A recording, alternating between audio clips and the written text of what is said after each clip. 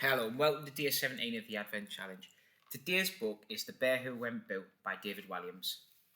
At the top of the world lived a very cheeky polar bear. He was only little, but he loved to give the other animals a big fright.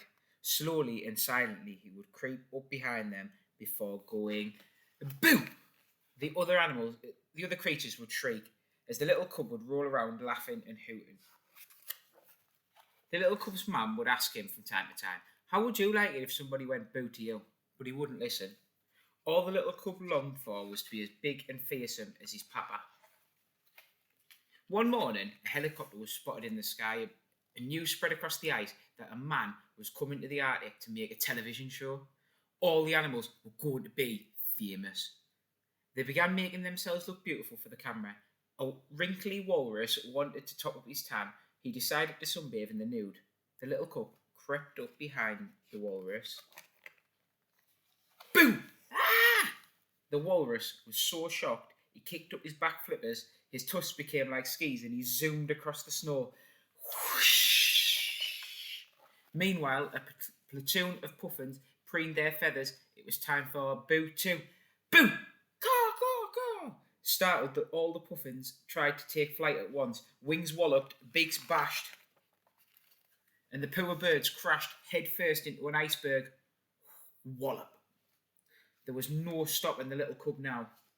Next, he sawed a hole into the ice sheet with his paw and before diving down into the freezing water below. Time to do an underwater boo. But to who? The little cub spied a pair of killer whales practicing a synchronized swimming routine, ready for the cameras to watch. Boom! The killer whales smashed through the sheet up and up into the air. The first belly flopped onto the ice, then the more blubbery of the two landed on top of his poor friend. As the sun was setting over the Arctic, the cheeky little cub spotted a very odd-looking animal he'd never seen before. This snowy owl, he couldn't resist this final one. Boom! Splash! Ah! The poor man leaped backwards and fell with a giant plop into the sea. The water was so cold, when he clambered out, he was encased in a block of ice. The man was furious, his face glowing bright red like a tomato, and the ice soon began to melt. All of my years, I have never met such a badly behaved animal, and I've had an octopus tickle me, I've been sat on by a rhinoceros, and once a family of gorillas ate my underpants. But you're the worst. Right, I'm reporting you. Species, penguin, fibbed the little cub. You're not a penguin. Penguins live in the Antarctic, not the Arctic. Okay, polar bear. Yes, you are. And a tiny one too. Well, you've ruined it for all the other animals now. I'm not making my television show here now. I'm going to go to the Antarctic and make one about the penguins. People like penguins. Penguins are nice. As the little cub watched the helicopter leave, all the animals gathered. Now they were going to miss out on their moment of fame.